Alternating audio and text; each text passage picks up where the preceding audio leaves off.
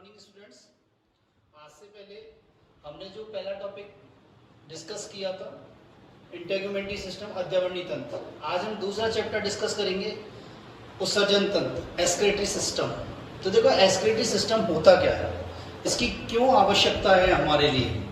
होता क्या है कि हमारे शरीर में बहुत सारी उपापचयी क्रियाएं चलती रहती हैं। उपापचय क्रिया मीन्स मेटाबॉलिज्म, ठीक है।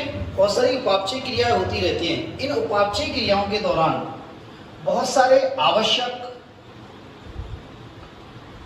एवं अनावश्यक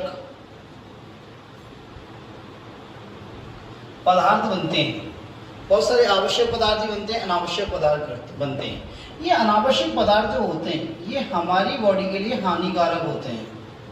ये हमारी बॉडी के लिए क्या होते हैं, हानिकारक। तो ये कौन कौन से होते हैं, जैसे देखो CO2 है, ठीक है, नाइट्रोजनी अपशिष्ट है,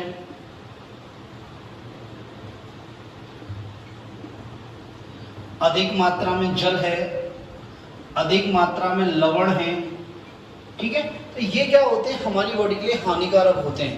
तो इन पदार्थों को शरीर से बाहर निकालना अति आवश्यक होता है, ठीक है। मेनली नाइट्रोजनी अपशिष्ट जैसे यूरिया, यूरिक एसिड, अमोनिया, ठीक है। इन ये जैसे देखो CO2 है, लंग्स के वायु थ्रू, फेफड़ों के वायु थ्रू बाहर निकल जाती है। जल और लवण है, ये क्या होते हैं, मलमूत्र में बाहर निकल जाते हैं, त्वचा के द्वारा बाहर निकल जाते हैं। पर ये जो मेन होते हैं नाइट्रोजनी अपशिष्ट पदार्थ, इनको बाहर निकालने की क्रिया क्या कहलाती है, उत्सर्जन। क्या कहलाती है बेटा, उत्सर्जन। तो हम क्या करेंगे, नाइट्रोजनी अवशिष्टों को शरीर से बाहर निकालने की क्रिया क्या कहलाती है, उत्सर्जन। और इस क्रिया में जो अंग बाहर लेते हैं उन्हें क्या बोलते हैं, उत्सर्जन अंग। क्या बोलते हैं बेटा, उत्सर्जन अंग। क्या बोलते हैं, उत्सर्जन अंग। और उत्सर्जन हमारा मेन उत्सर्जन अंग कौन सा होता है, ब्रक, किडनी। क्या होता है, ब्रक, किडनी, ठीक है बेटा। तो दोबारा देखो, हमारे शरीर में बहुत सारी उपापचय क्रियाएं होती रहती हैं। उपापचय क्रिया के दौरान क्या होता है, आवश्यक भी बनते हैं और अनावश्यक पदार्थ भी बनते हैं।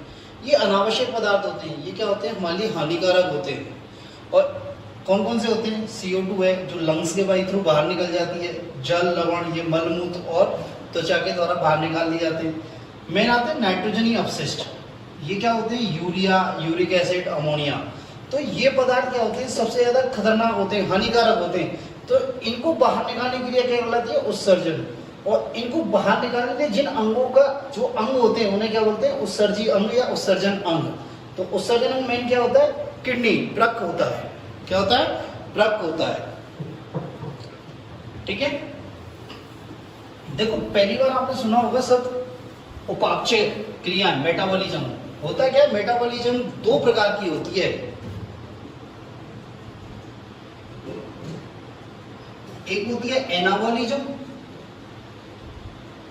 और एक होती है कैटाबॉलिज्म। एनाबॉलिज्म मीन्स तो उपचय और कैटाबॉलिज्म मीन्स अपचय, ठीक है। एनाबॉलिज्म मीन्स किसी पदार्थ का बनना, पदार्थ का बनना। और कैटाबॉलिज्म मीन्स किसी पदार्थ का टूटना, किसी पदार्थ का टूटना। कैटाबॉलिज्म, कैटा मीन्स कट, किसी पदार्थ का टूटना, ठीक है। नेक्स्ट देखो,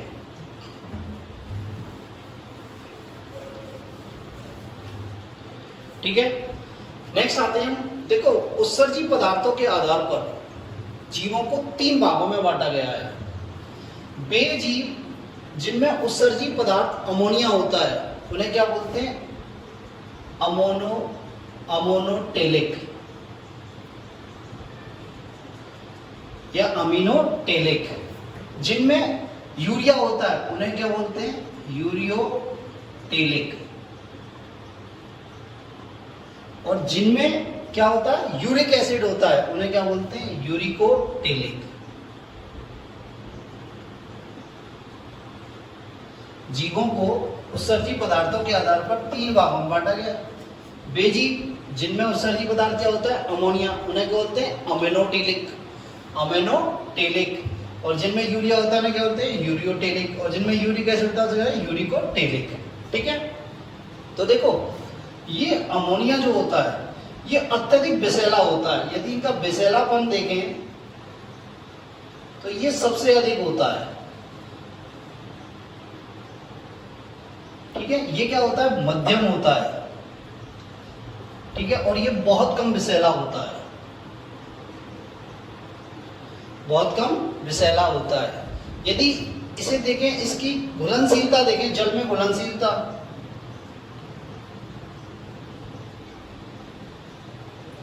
तो इसकी क्या होती है, बहुत अधिक होती है। क्या होती है बेटा, अधिक। इसकी क्या होती है, मध्यम। और इसकी क्या होती है, घुलनशीलता कम होती है। ठीक है, तो देखो ये सबसे अधिक विषैला और जल में घुलनशील अधिक है। तो इसके लिए, इसके उत्सर्जन के लिए पानी की आवश्यकता, उत्सर्जन के लिए जल की आवश्यकता। भाई जल में घुलनशील है तो सबसे अधिक होगी, सबसे अधिक जल की मात्रा चाहिए इसको उत्सर्जित करने के लिए। करीब करीब 500 ml जल चाहिए 1 ग्राम अमोनिया के लिए। 1 ग्राम अमोनिया उत्सर्जन करने के लिए कितने चाहिए, 500 ml जल की आवश्यकता होती है। इसमें क्या होती है, मध्यम। ठीक है, मध्यम जल की, मध्यम मात्रा की आवश्यकता होती है, ना तो बहुत अधिक जल चाहिए ना बहुत कम जल चाहिए। इसमें कितने चाहिए, 50 ml वाटर चाहिए फॉर 1 ग्राम यूरिया। क्या, 1 ग्राम यूरिया। 1 ग्राम यूरिया को उत्सर्जन के लिए कितने जल की आवश्यकता होती है, 50 ml जल की। इसके उत्सर्जन के लिए बहुत कम जल की आवश्यकता होती है, कम जल की आवश्यकता होती है।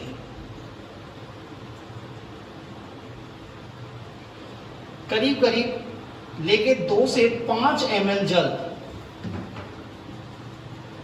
पर या 1 ग्राम यूरिक एसिड। 1 ग्राम यूरिक एसिड के उत्सर्जन के लिए हमें 2 से 5 ml जल की आवश्यकता होती है। ठीक है बेटा, 4 देखते हैं, 4 देखते हैं, 4 पॉइंट कि इसका एग्जाम्पल क्या है। देखो आप देखो, मतलब इसके लिए जल की आवश्यकता कितनी है, बहुत अधिक। तो ये ऐसे जीवों में पाया जाएगा जो जलीय जीव है। क्या है वो, जलीय जीव है। जैसे एग्जाम्पल, प्रोटोजोआ, पॉलीफेरा। क्या, प्रोटोजोआ, पॉलीफेरा, जलीय उभयचर। क्या बेटा, जलीय उभयचर। अधिकांश अस्थिल मछलियां। क्या, अधिकांश अस्थिल मछलियां।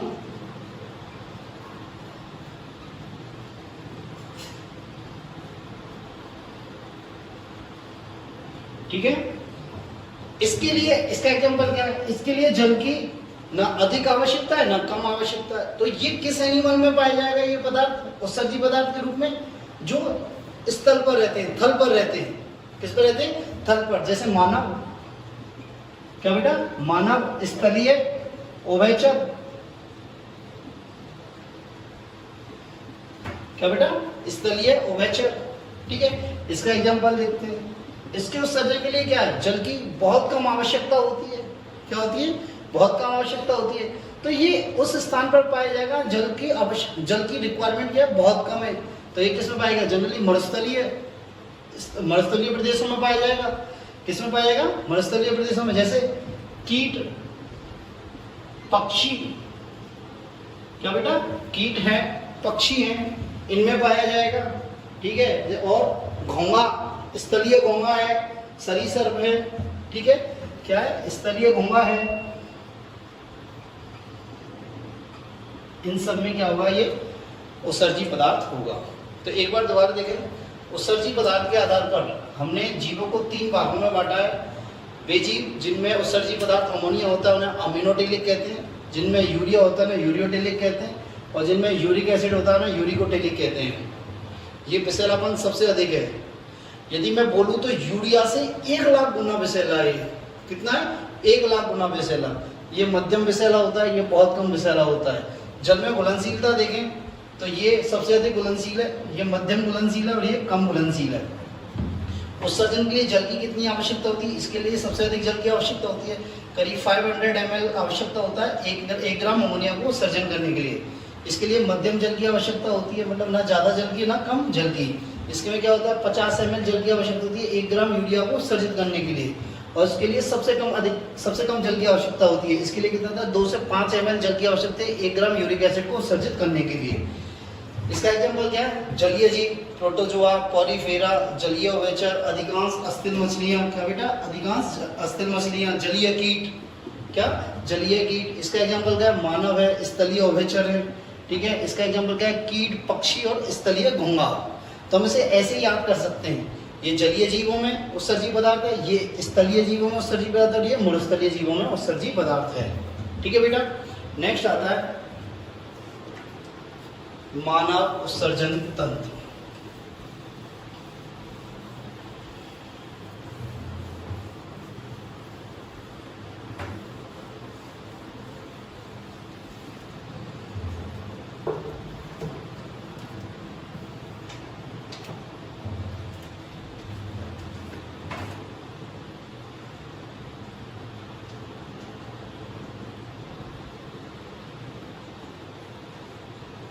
देखो, मानव उत्सर्जन तंत्र के निर्माण में कौन कौन से अंग भाग लेते हैं? तो देखो कौन कौन से होते हैं। पहला होता है वृक्क, किडनी। कितनी होती है? एक पेयर होती है। कितनी होती है बेटा? एक पेयर, एक जोड़ी होती है। क्या होती है? एक जोड़ी। दूसरा क्या होता है? मूत्र नलिका, यूरेटर। ये भी कितने होते हैं? एक जोड़ी।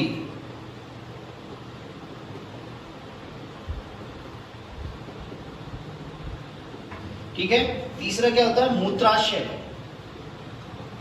मूत्राशय मीन्स यूरिनरी ब्लैडर। ये कितना होता है? एक होता है। और फोर्थ होता है मूत्रमार्ग। क्या होता है? यूरिथ्रा। ये भी क्या होता है? एक होता है। क्या होता है? एक होता है। देखिए, हम डायग्राम देखें।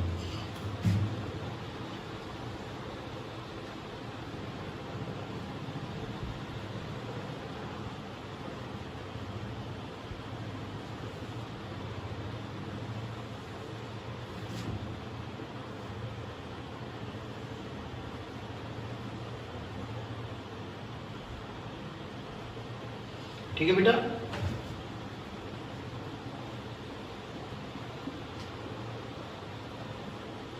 ये वाला पोर्शन क्या है आपका?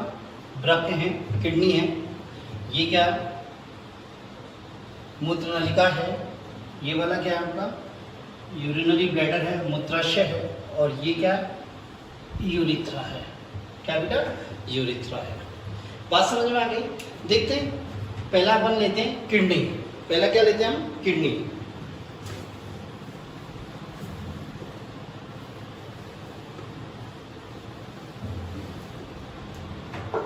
देखो बेटा, किडनी कितनी होती है? एक जोड़ी होती है। कैसी होती है? बीन शेप की होती है, मतलब राजमा के आकार की होती है। हमने राजमा देखा होगा को? राजमा के आकार की होती है। ठीक है। कैसी होती है? रेडिश ब्राउन कलर की। ठीक है। कैसी होती है? रेडिश ब्राउन कलर की, लाल भूरे कलर की।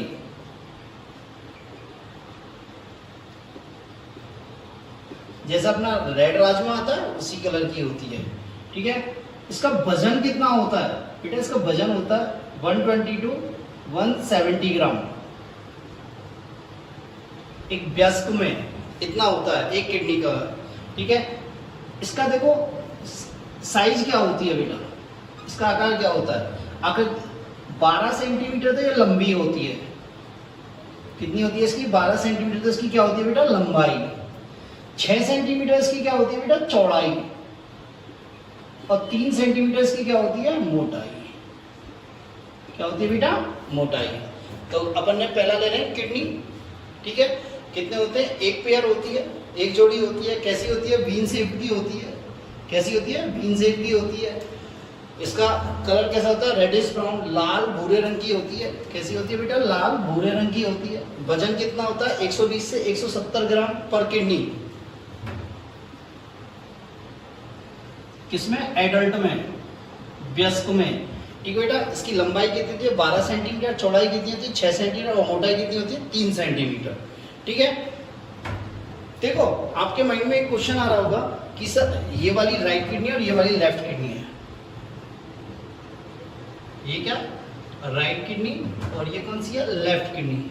कि सर ये राइट किडनी नीचे है और लेफ्ट किडनी ऊपर है। हाँ बेटा, राइट किडनी और लेफ्ट किडनी का जो लेवल होता है उसमें अंतर होता है। राइट किडनी लेफ्ट किडनी से 2.5 सेंटीमीटर नीचे होती है, 2.5 सेंटीमीटर नीचे होती है, क्योंकि राइट साइड में क्या पाया जाता है, यकृत पाया जाता है, लीवर पाया जाता है, जो क्या कहता है, इस स्थान को घेरे रखता है, इस स्थान को घेरे रखता है। इसलिए क्या होता है, राइट किडनी क्या होती है, नीचे होती है, लेफ्ट किडनी क्या होती है, ऊपर होती है। एक और कि ये किडनी जो होती है, इन दोनों किडनी के ऊपर एक टोपी सदृश संरचना पाई जाती है। क्या पाई जाती है बेटा, टोपी सदृश संरचना पाई जाती है, इस प्रकार की। और इस टोपी सदृश संरचना को हम क्या बोलते हैं, adrenal gland. Adrenal gland, adrenal ग्रंथि, या से और दूसरे नाम से क्या मानते हैं, अधिवृक्क ग्रंथि। क्या बोलते हैं बेटा, अधिवृक्क ग्रंथि, मतलब अधि मींस ऊपर, जो ग्रंथि वृक्क के ऊपर है उसे क्या बोलते हैं, अधिवृक्क ग्रंथि। कैसी होती है, टोपीनुमा। कैसी होती है बेटा, टोपीनुमा आकार की होती है। नेक्स्ट देखते हैं कि जो किडनी होती है उसको रेट्रोपेरिटोनियल ऑर्गन बोला जाता है। किडनी को क्या बोला जाता है, रेट्रोपेरिटोनियल ऑर्गन। किडनी को क्या बोला जाता है, रेट्रोपेरिटोनियल अंग। देखो रेट्रोपेरिटोनियल अंग क्यों कहते हैं, देखो इस जो किडनी होती है उसकी दो सतह होती हैं, एक तो होती है पृष्ठ सतह और एक होती है अधर सतह। इसको बोलते हैं डॉर्सल सरफेस और इसे बोलते हैं वेंट्रल सरफेस। क्या बोलते हैं, डॉर्सल सरफेस और वेंट्रल सरफेस। होता क्या है, किडनी जो उपस्थित होती है वो कहां होती है, उदर गुहा में। किसमें होती है, उदर गुहा में। देखो जैसे ये बॉडी की स्ट्रक्चर है इतनी, तो इसको दो भागों में बांटा गया है, ये हो गई बकचुआ और ये हो गई उदर गुहा। ये तो क्या हो गई, बकचुआ, और ये क्या हो गई, उदर गुहा। अब इन दोनों के बीच में एक पट्ट पाया जाता है, पतली सी झिल्ली नुमा पट्ट पाया जाता है, इसे क्या होता है, डायफ्राम। क्या बोलते हैं, डायफ्राम। तो ये डायफ्राम क्या होता है, इसको दो भागों में बांट देता है, बकचुआ और उदर गुहा। और किडनी कहाँ पाई जाती है, उदर गुहा में। कहाँ पाई जाती है, उदर गुहा में। यदि हम उदर गुहा का एक ट्रांसफर सेक्शन, अनुप्रस्थ काट लें तो हमें ऐसा दिखाई देता है। एक ट्रांसफर सेक्शन, जैसे इस पोर्शन का हम एक चिप्स टाइप में ट्रांसफर सेक्शन लेते तो हमें ऐसा दिखाई देता है। देखो ये तो हो गई उदर गुहा, ये बाहर की क्या हुई, त्वचा। ठीक है, ये बीच में जो होती है ना, ये क्या बेटा, गट। गट मीन्स हमारी आहार नाल।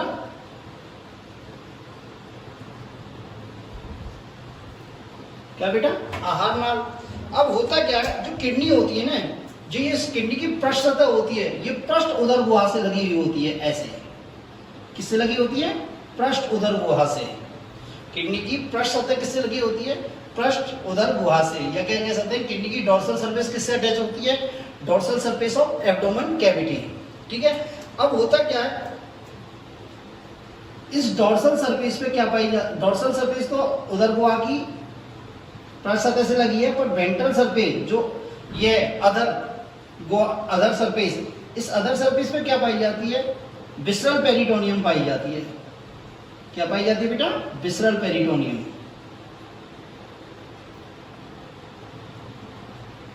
ये जो बना रहा हूं ये विसरल पेरिटोनियम है। तो ये तो क्या है, विसरल पेरिटोनियम, और ये क्या है, ब्रक। क्या, ब्रक।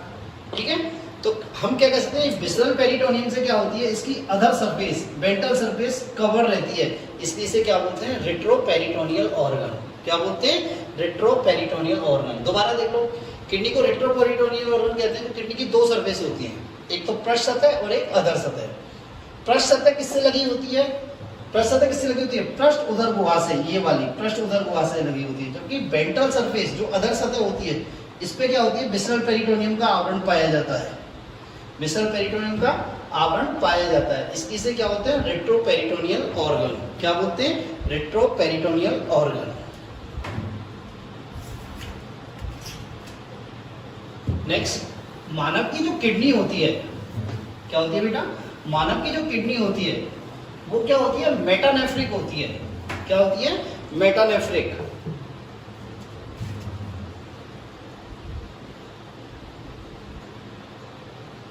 क्या, मेटानेफ्रिक होती है। मेटानेफ्रिक होती क्या है, देखो घूर्णी अवस्था में,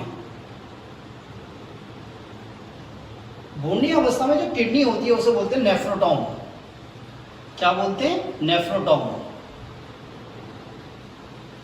क्या बोलते हैं, नेफ्रोटॉम। होता क्या, इस नेफ्रोटॉम के पश्च भाग से, इस नेफ्रोटॉम के पश्च भाग से क्या बनती है, सक्रिय किडनी बनती है, एक्टिव किडनी बनती है, सक्रिय प्रक्त बनते हैं।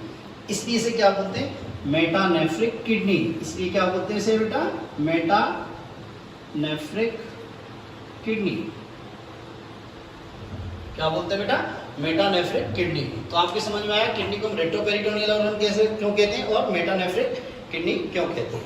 ठीक है, नेक्स्ट देखते हैं किडनी की संरचना।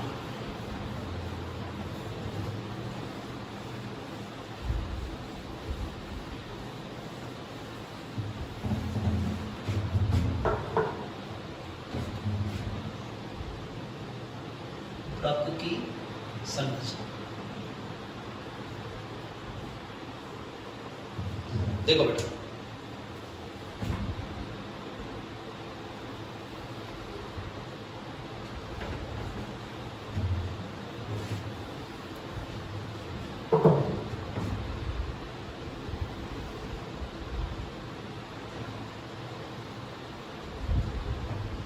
ये वृक्क है हमारा।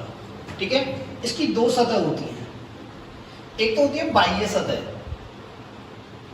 क्या होती है बेटा, बाह्य सतह, जो कैसी होती है, उत्तल होती है।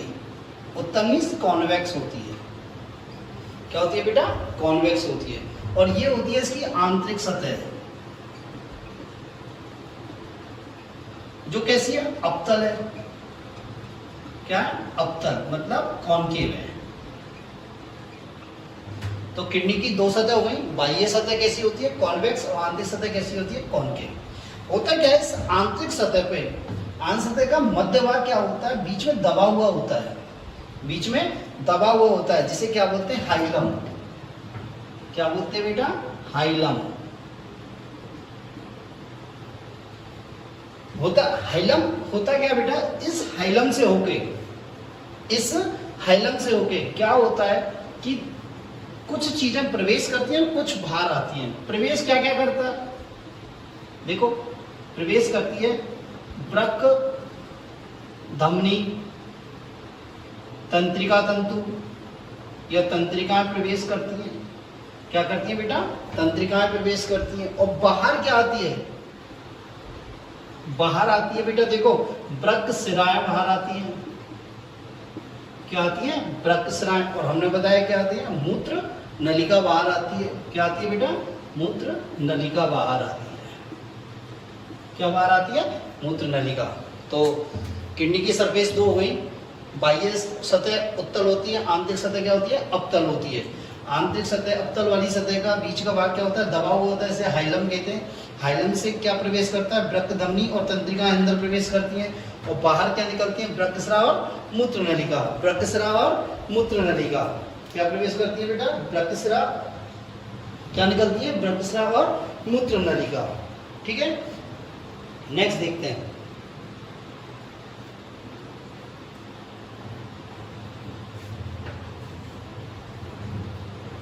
देखो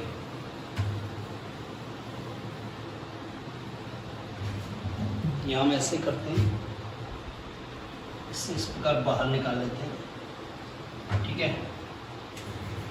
इसमें से ये हमने प्रक सिरा बाहर निकाल दी। ये क्या है, मूत्र वाहिनी, ये इसको बोलते हैं यूरेटर, ठीक है।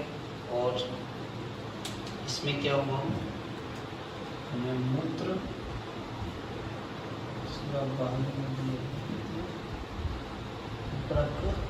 धमनी, क्या बेटा, ब्रक धमनी, और इसे हमने क्या बोला, हाइलम, क्या बोला बेटा, हाइलम। बात समझ में आ गई।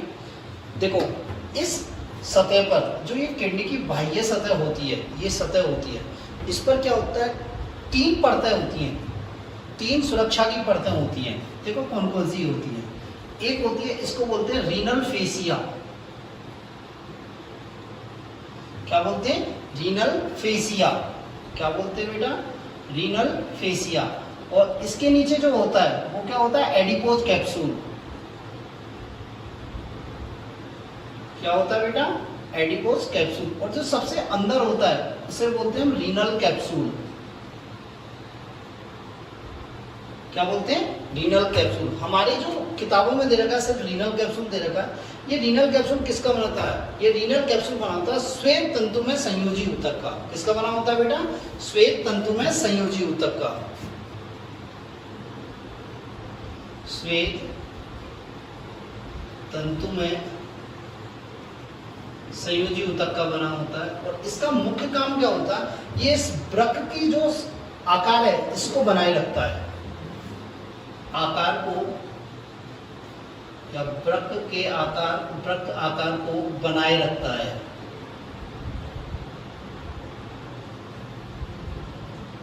वृक्क के आकार को बनाए रखता है। तो यदि हम दोबारा देखें कि हमारी किडनी के चारों 3 प्रोटेक्टिव लेयर होती है, 3 सुरक्षात्मक आवरण होते हैं। बाहरी आवरण को बोलते हैं रीनल फेसिया, बाहरी आवरण क्या हो गया, रीनल फेसिया। सेकंड क्या होता है, एडिपोज कैप्सूल। और थर्ड क्या होता है, रीनल कैप्सूल। रीनल कैप्सूल किसका होता है, श्वेत तंतु में संयोजी ऊतक का। और कुछ स्मूथ मसल्स भी इसमें भागीदार होती हैं। और ये क्या करता है, इसका मुख्य काम होता है वृक्क के आकार को बनाए रखना। क्या होता है बेटा, वृक्क के आकार को बनाए रखना। नेक्स्ट थिंग आते हैं कि इस अंदर की साइड, इस वृक्क में क्या बना रहता है, संयोजी ऊतक बना रहता है। क्या बना रहता है बेटा, संयोजी ऊतक।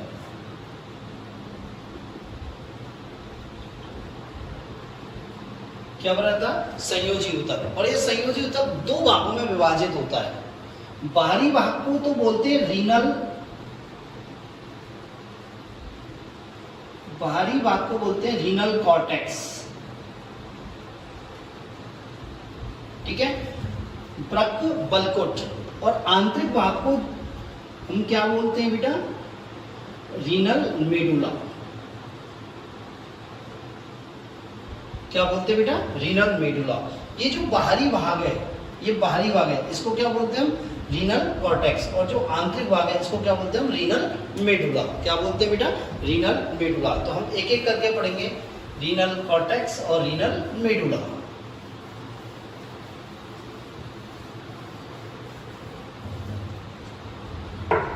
पहला देखते हैं रीनल कॉर्टेक्स, वृक्क बलकोट।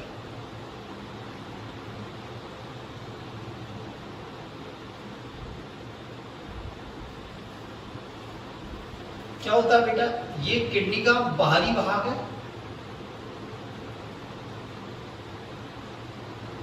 कहां पाया जाता है, किसके नीचे पाया जाता है, रीनल कैप्सूल के नीचे पाया जाता है।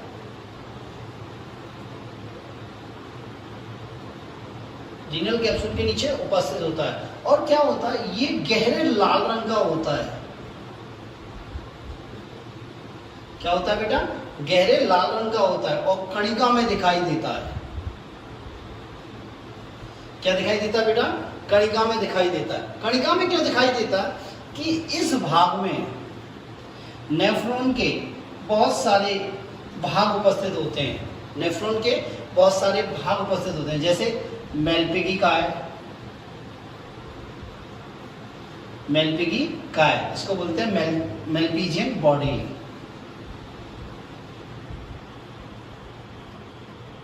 ठीक है, और क्या होता है, पीसीटी होता है, और क्या होता है बेटा, डीसीटी होता है। क्या होता है बेटा, पीसीटी होता है, डीसीटी होता है। पीसीटी में समीपस्थ कुंडलित नलिका,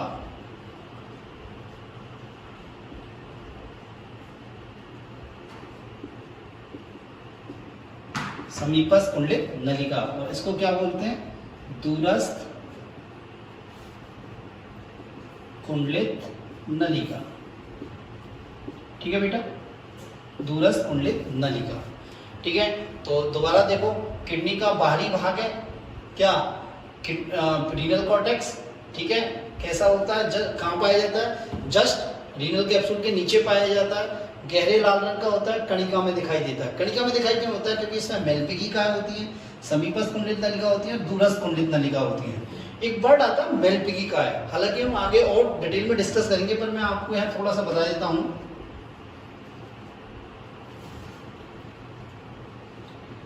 मेलपिगी काय क्या होती है, दो चीजों से बनी होती है। एक तो होती है बोमन संपुट से, और एक होता है इसमें ग्लोमेरुलस। ग्लोमेरुलस और बोमन संपुट को सम्मिलित रूप से क्या बोलते हैं, मेलपिगी काय। क्या बोलते हैं बेटा, मेलपिगी काय। जब हम आपको नेफ्रॉन पढ़ाएंगे तो ये डिटेल में बताएंगे। ठीक है, अभी आपको इतना सा याद रखना है। ठीक है, देखें आगे,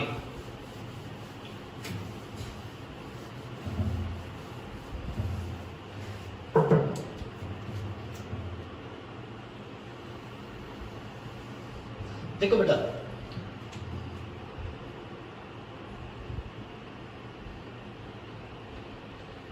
क्या होता है कि एक यहां पे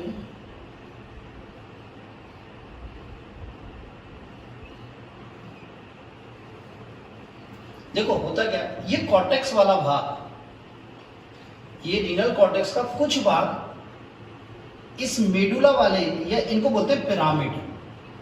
क्या बोलते हैं बेटा, पिरामिड, जो किसका भाग है, मेडुला का। तो कॉर्टेक्स का कुछ भाग पिरामिडों के बीच में पाया जाता है। कॉर्टेक्स का कुछ भाग कहाँ, कॉर्टेक्स का कुछ भाग कहाँ पाया जाता है, मेडुला में। मेडुला में कहा, पिरामिड्स के मध्य में। तो इस भाग को क्या बोलते हैं, रीनल कॉलम ऑफ वर्टनी। क्या बोलते हैं बेटा, रीनल कॉलम ऑफ वर्टनी।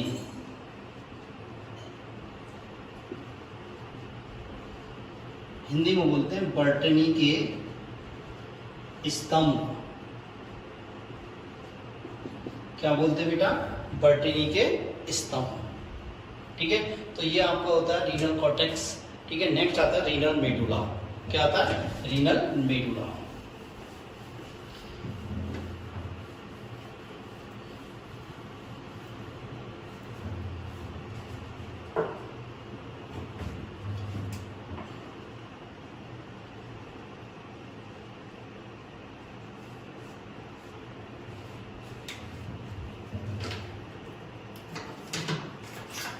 देखो बेटा, रीनल मेडुला क्या होता है, ये आंतरिक भाग होता है।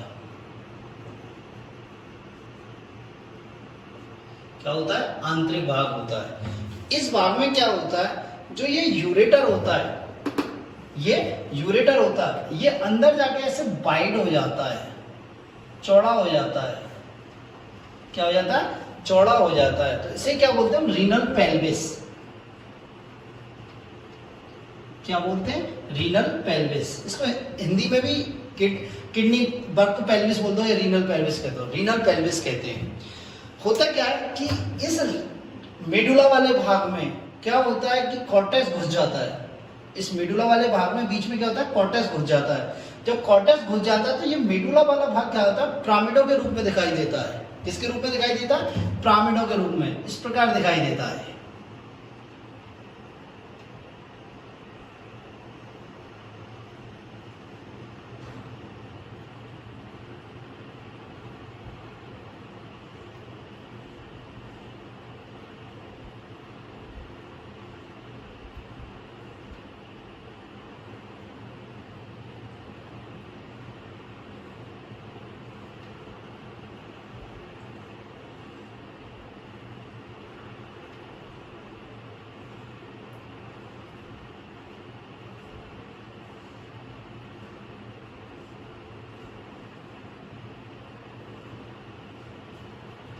इस प्रकार ये दिखाई देता है इन पिरामिडों के रूप में। क्यों दिखाई देता है? क्योंकि कॉर्टेक्स वाला भाग क्या होता है, मेडुला के मध्य में फंस जाता है। मध्य में क्या होता है, फंस जाता है या मध्य में घुस जाता है, इसलिए क्या होता है, ये पिरामिडों के रूप में दिखाई देता है। तो इसे बोलते हैं रीनल पिरामिड, ब्रक पिरामिड। ठीक है, ये होते कितने बेटा, ये जनरली 8 से 12 पिरामिड होते हैं प्रत्येक किडनी में। क्या होते हैं, 8 से 12 पिरामिड होते हैं। ठीक है, ये पिरामिड जो होता है इस प्रकार की संरचना है। ये पिरामिड जो होता है इसका जो आधार होता है ये क्या होता है, चौड़ा होता है। आधार क्या होता है, चौड़ा होता है। और जो ये नीचे वाला भाग है ये क्या होता है, सकरा होता है। क्या होता है, सकरा होता है। और इस सकरे वाले भाग को क्या बोलते हैं, रीनल पेपिला या पेपिली। इसको क्या बोलते हैं, रीनल पेपिली। क्या बोलते हैं इसको, रीनल पेपिली या रीनल पेपिला।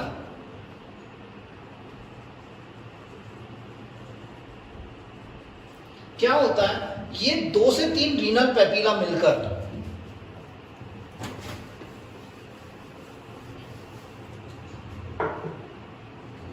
होता क्या है, 2 से 3 रीनल पेपिला मिलकर, ये 2 से 1 रीनल पेपिला ये आपस में मिलकर क्या बनाते हैं, ये माइनर कैलिक्स बनाते हैं। क्या बनाते हैं, माइनर कैलिक्स। इनको माइनर कैलिक्स ही बोलते हैं। और 2 से 3 और 2 से 3 माइनर कैलिक्स मिलकर क्या बनाते हैं, मेजर कैलिक्स। क्या बनाते हैं बेटा, मेजर कैलिक्स। ठीक है, और ये 2 से 3 या 4 से 5 मेजर कैलिक्स मिलके क्या बनाते हैं, रीनल पेल्विस। क्या बनाते हैं बेटा, रीनल पेल्विस। ठीक है, बात समझ में आई। कॉर्टेक्स वाला भाग सबसे आंतरिक भाग है। ठीक है, आंतरिक भाग है। क्या होता है, इस भाग में कॉर्टेक्स, मेडुला बाहरी भाग में क्या होता है, कॉर्टेक्स अंदर घुस जाता है, जिससे क्या होता है, ये मेडुला वाला भाग किस में रूप में दिखाई देता है, पिरामिड्स के रूप में देता है। ये पिरामिड्स कितने होते हैं, 8 से 12 पिरामिड होते हैं प्रत्येक किडनी में। ठीक है बेटा, ये पिरामिड का जो आधार होता है ये वाला, ये चौड़ा होता है, जबकि निचला वाला भाग सकरा होता है। और इसे क्या बोलते हैं, रीनल पेपिला। क्या बोलते हैं बेटा, रीनल पेपिला। ये 2 से 3 रीनल पेपिला मिलकर क्या बनाते हैं, माइनर कैलिक्स। क्या बनाते हैं बेटा, माइनर कैलिक्स। 2 से 3 माइनर कैलिक्स मिलकर क्या बनाते हैं, मेजर कैलिक्स। और मेजर कैलिक्स 4 से 5 मेजर कैलिक्स मिलकर बनाते हैं रीनल पेल्विस। ये रीनल पेल्विस बनता है। क्या बनता है, ये रीनल पेल्विस बनता है। ठीक है, नेक्स्ट आता है मूत्रवाहिनी। नेक्स्ट आता है मूत्रवाहिनी। क्या आता है बेटा, मूत्रवाहिनी। एक्चुअली होता क्या है, ये रीनल जो पेल्विस होता है ये किस में होता है, मूत्रवाहिनी में बोलता है।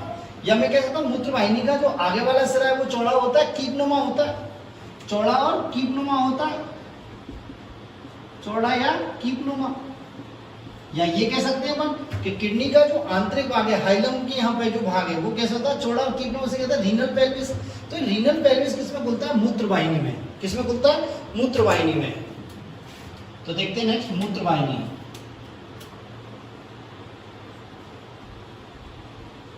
इसको क्या बोलते हैं, यूरेटर। होता क्या है बेटा, ये यूरेटर क्या होता है, 2 होते हैं, संख्या में क्या होते हैं, 2, एक जोड़ी होते हैं, प्रत्येक रक्त से निकलते हैं और नीचे जाके किसमें खुलते हैं, मूत्राशय में खुलते हैं। किसमें खुलते हैं, मूत्राशय में।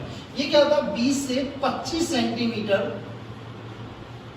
लंबी पेशीय ट्यूब होती है, पेशीय नलिका के समान होते हैं। क्या होते हैं बेटा, पेशीय नलिका के समान होते हैं। ये क्या होते हैं, 2 होते हैं और 20 से 25 सेंटीमीटर लंबी पेशीय नलिका के समान होते हैं। यदि इसकी हम हिस्टोलॉजी देखें, यदि इसकी संरचना देखें तो इसमें 3 स्तर दिखाई देते हैं। इसमें क्या स्तर दिखाई देते हैं, 3 स्तर दिखाई देते हैं। ठीक है, तो जो आउटर मोस्ट लेयर होती है बाहरी, उसे बोलते हैं ट्यूनिका एडवेंटिसिया। क्या बोलते हैं, ट्यूनिका एडवेंटिया या एडवेंटिसिया। क्या बोलते हैं, ट्यूनिका एडवेंटिया। ठीक है, मध्य लेयर होती है उसे बोलते हैं मस्कुलर लेयर। क्या बोलते हैं बेटा? मस्कुलर लेयर, बाहरी लेयर ट्यूनिका एडवेंसिया, मध्य लेयर मस्कुलर लेयर, और थर्ड जो होती है, जो सबसे आंतरिक होती है, उसको बोलते हैं म्यूकोसल लेयर। क्या बोलते हैं? Mucosal layer.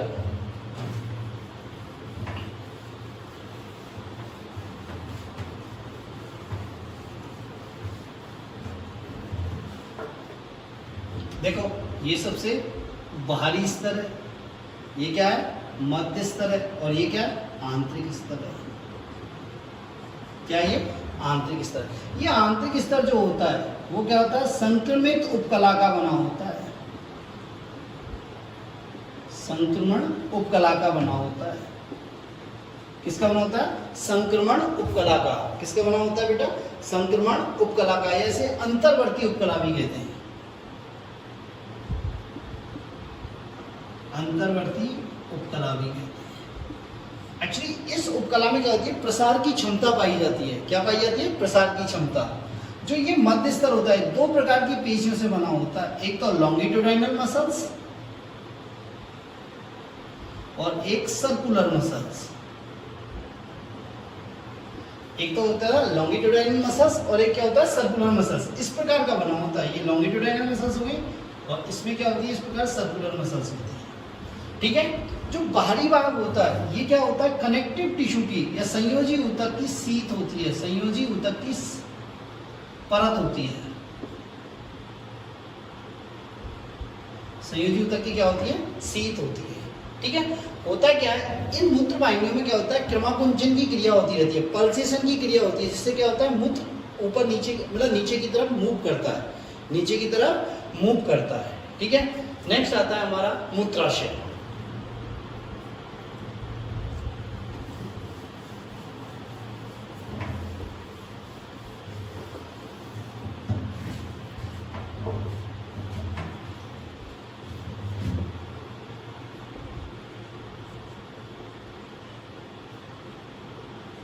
Urinary bladder. ये क्या होता है? थैलेनुमा आकार का होता है। कैसा होता है बेटा? ये थैलेनुमा आकार का होता है। ठीक है। और कैसा होता है? पेशीय अंग है। कैसा है बेटा? पेशीय अंग है। और इसका मुख्य कार्य क्या होता है?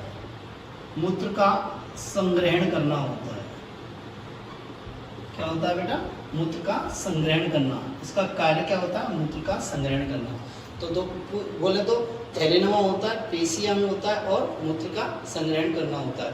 यदि इसकी हम हिस्टोलॉजी देखें, आंतरिक संरचना देखें, तो सबसे बाहरी स्तर होता है, सबसे बाहरी स्तर होता है, उसे कहते हैं ट्यूनिका एडवेंसिया। क्या बोलते हैं? ट्यूनिका एडवेंसिया। जो मध्य स्तर होता है वो क्या होता है? मस्कुलर या पेशीय स्तर होता है। और आंतरिक स्तर जो होता है उसको बोलते हैं म्यूकोसा, म्यूकोसल लेयर। क्या बोलते हैं बेटा? Mucosal layer. ठीक है। क्या बोलते हैं बेटा? Mucosal layer. ठीक है। देखें होता क्या है? जो ये बाह्य सतह होती है, ये तो वही संयोजी ऊतक की सीथ होती है। संयोजी ऊतक की क्या होती है? सीथ होती है। ठीक है। ये जो पेशीय स्तर होता है, ये तीन प्रकार के पेशी तंतु होते हैं। पहला क्या होता है? लॉन्गिट्यूडाइनल, फिर सर्कुलर, फिर लॉन्गिट्यूडाइनल। जैसे देखो ये लॉन्गिट्यूडाइनल है, इसके अंदर फिर क्या सर्कुलर होते हैं, क्या होते हैं? सर्कुलर, और फिर इनके ऊपर से और लॉन्गिट्यूडाइनल होते हैं। तो ये सर्कुलर होते हैं, क्या होते हैं? बीच में पाए जाते हैं। किस में पाए जाते हैं? बीच में पाए जाते हैं। ठीक है। और जो इनर लेयर होती है,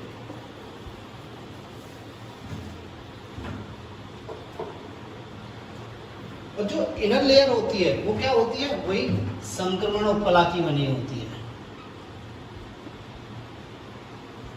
क्या बनी होती है? संक्रमण उपकला की बनी होती है। एक्चुअली ये जो मसल्स होती है, ये मस्कुलर स्तर होता है, पेशीय स्तर होता है, इनको ड्यूड्रेसर मसल्स भी कहते हैं। क्या बोलते हैं? ड्यूड्रेसर मसल्स, ड्यूड्रेसर पेशियां कहते हैं। क्वेश्चन आता है ड्यूड्रेसर पेशियां कहाँ पाई जाती है? ड्यूड्रेसर पेशियां कहाँ पाई जाती है? मूत्राशय में पाई जाती है। कहाँ पाई जाती है?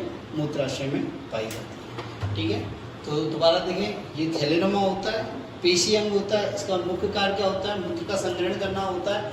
इसके 3 स्तर होते हैं। बाहरी स्तर ट्यूनिका एडवेंसिया जो संयोजी उत्तर की सीध का बना होता है। मध्य स्तर पेशी स्तर, ठीक है, इसमें 3 प्रकार के पेशी तंतु होते हैं, लॉन्गिट्यूडाइनल, सर्कुलर और लॉन्गिट्यूडाइनल। इन दोनों लॉन्गिट्यूडाइनल के बीच में क्या होता है? सर्कुलर मसल तंतु पाए जाते हैं। ठीक है, इन मसल्स को कहते हैं ड्यूड्रेसर मसल्स कहते हैं। और इसका आंतरिक स्तर जो होता है म्यूकोसल लेयर या म्यूकोसा लेयर, वो किसका होता है? संक्रमण उपकला का होता है, अंतर्वर्ती उपकला का बना होता है। किसका बना होता है? संक्रमण उपकला का या अंतर्वर्ती उपकला का होता है। इस संक्रमण उपकला को बेटा यूरोथीलियम भी बोलते हैं। क्या बोलते हैं? यूरोथीलियम। और इस यूरोथीलियम में प्रसार की बहुत अधिक क्षमता पाई जाती है।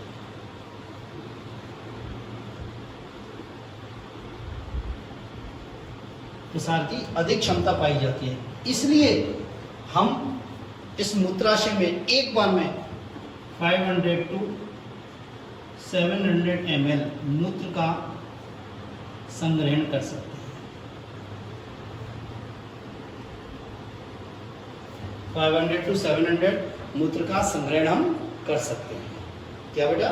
500 to 700 मूत्र का हम संग्रहण कर सकते हैं। ठीक है, ये मूत्राशय जो होता है ये किससे जुड़ा रहता है? मूत्र मार्ग से। मूत्राशय किससे जुड़ा रहता है बेटा? मूत्र मार्ग से।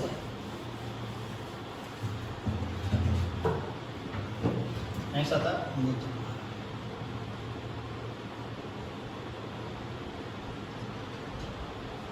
यूरिथ्रा। ठीक है, पहले एक बात देखिए हम, ये हमारा यूरिनरी ब्लैडर है और ये हमारा मूत्राशय। होता क्या है? यूरिनरी ब्लैडर और मूत्राशय के बीच में 2 अवरोधनियां पाई जाती हैं। एक होती है आंतरिक अवरोधनी और एक होती है बाह्य अवरोधनी।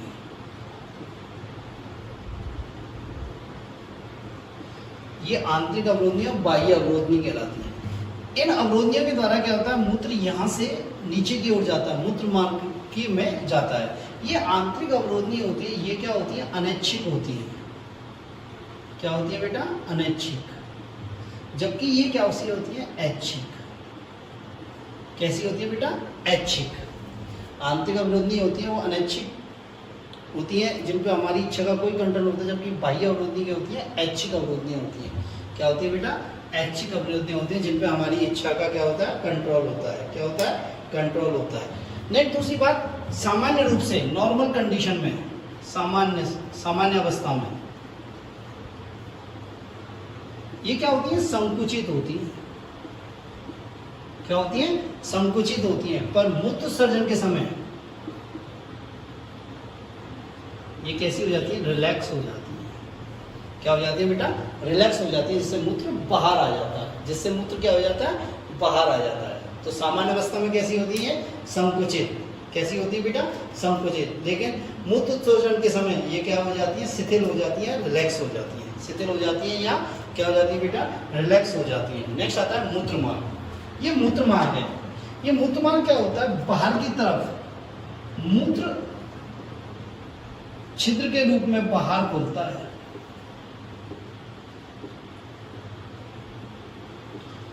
मूत्र छिद्र के रूप में बाहर खुलता है। ये क्या होता है? मूत्र मार्ग नर में क्या होता है? इसकी लंबाई ज्यादा होती है और मादा में क्या होता है? इसकी लंबाई कम होती है।